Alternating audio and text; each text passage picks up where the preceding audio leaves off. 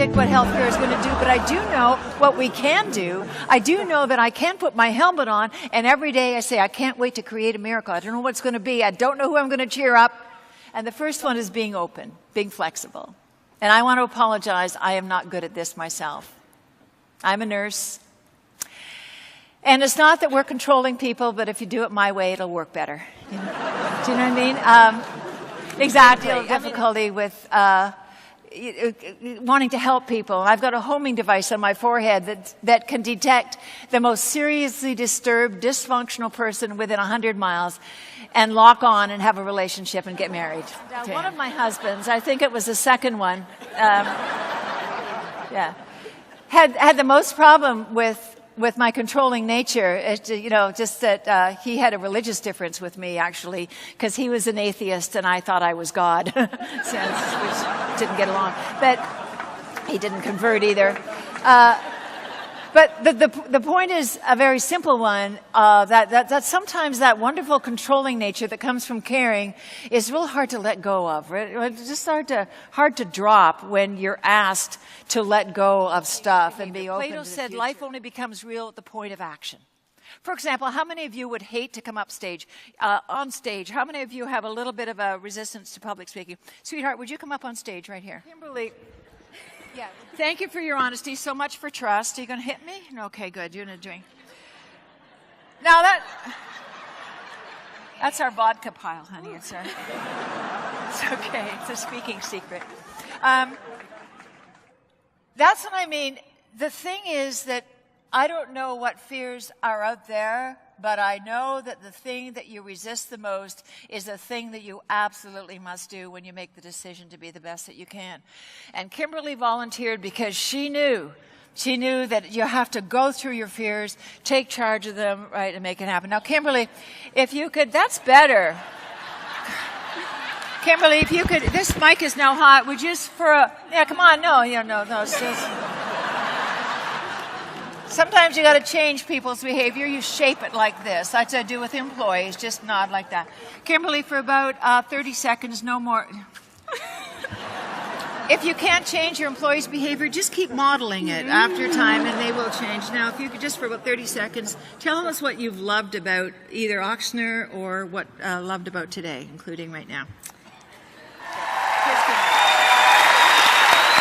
When Willie Nelson makes leadership comments, our country is probably in need. But not a partisan statement. Being a good leader is finding a bunch of people going in the same direction and jumping in front of them. That's it. It's having the courage to do it with messages clear, with messages succinct. Do it. You're a leader. We know where we're going to go. People are going to blame and whine and complain. Well, bless your heart. Move on. Let's go.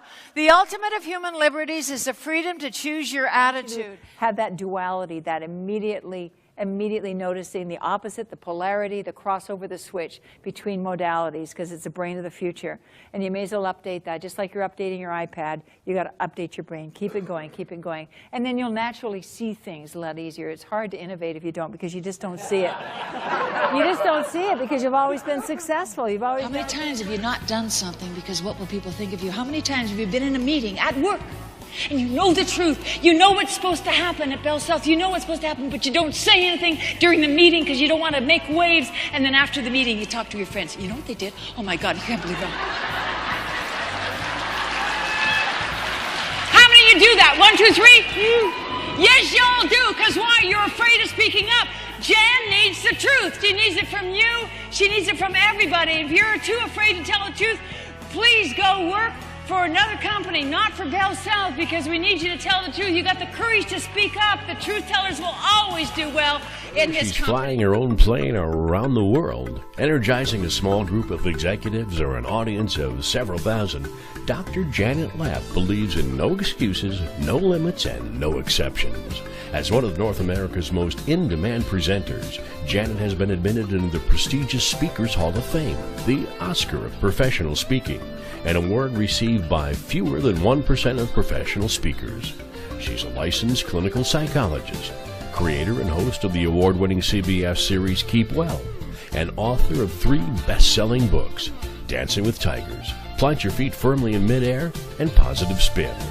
Janet is a former professor, researcher, and registered nurse who was born and raised in Canada and received her PhD from McGill University in Montreal. Working in English, French, or Spanish, Janet leaves her audiences more focused on the possible, inspired to stretch their own boundaries, and challenged to achieve more than they ever dreamed possible. This is just a demonstration part of the program where you get the point. It's about the excuses that people have, and they would love to be more successful, and the whole company could triple what they're doing next year if they just get rid of some of the things that people complain about. Yeah, the little vampire. You know, the one I was just talking about. Okay. Good job. Now, I want you to watch Mark, because something is about to happen to Mark over which he has no control. And that happens in companies, doesn't it? Woo! And so if I'm wanting to get more externals, or I think I should get more people, I just won't let go of the past. Why am I so tired? Oh, life is so hard. Why is life so hard for me? Oh, I can't. Why am I not moving more quickly? Because I can't see it. I'm in denial. What should I do? Should I get more staff? What should I do? Give me some feedback. Oh, dump the load. I didn't see that. I didn't see. Wonderful things happen to them that could be the most exciting time of their life. They start worrying about their weight. They worry, am I going to be thrown over the stage? And when they do that, Juan, they forget to enjoy the ride. Whatever is really, really hard and really frustrating is making you better and stronger and younger. This guy's been through a lot of change. We talked before the program. I want you to see how good he looks. Would you stand up, sir? Let everybody take a look at you. This man is 84 years old. And he looks fabulous. Case in point. So these people will not see it. Don't wait for them. They don't see it. They can't see it coming. But you can't fire. You're nice in Louisiana. In California, we don't fire people. We release them to the universe. Thing I learned in Spanish, porque trabajo en México cada vez. Aprendí cuando el caballo está muerto, déjalo. It's beautiful. You can use it. Do you know what it means? When your horse is dead, get off it. Very quickly, who have trouble letting go are les blessés. On les appelle au Québec les morts vivants parce que je viens du Québec. The guys from the South, I bet you understand, huh? Anyway. Les blessés, we call them the walking wounded in Quebec, where I come from. And they're pathetic creatures. They're blaming, whining, complaining. They're like emotional secondhand smoke. They are. They're good people. They fill up our offices because they're focused on what's wrong.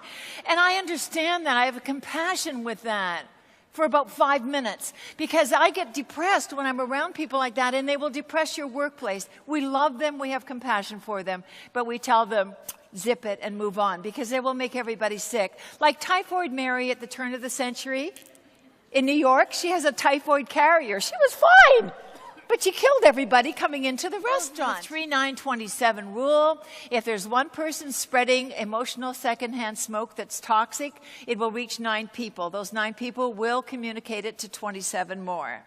The same is true for positivity, by the way. It only takes one person to be positive in a unit and optimistic to make a change everywhere. Only one person if you remain on. Thank you. Couldn't have scripted it out any better. Oh, wow. And the preparation was phenomenal. I mean, you went to the store, did her research, did her homework, talked to us, came out here. I was asking her questions, but she was asking me more questions about me, about Vicki, about all of you guys. She went and visited the stores. She spent money in the stores.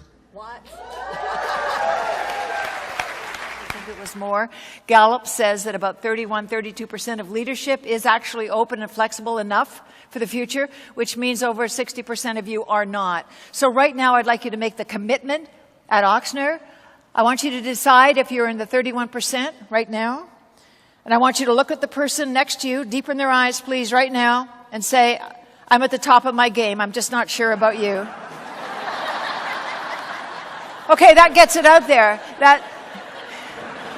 I know you're all at the top of your game, but that's just a commitment. Let it go. Let it go. So there are 60% of you we got to work with today, and I just want to remind you, change, as you know, is not a force to be feared, but an opportunity to be seized, and our choice is ours. Thank you. Good job. Woo.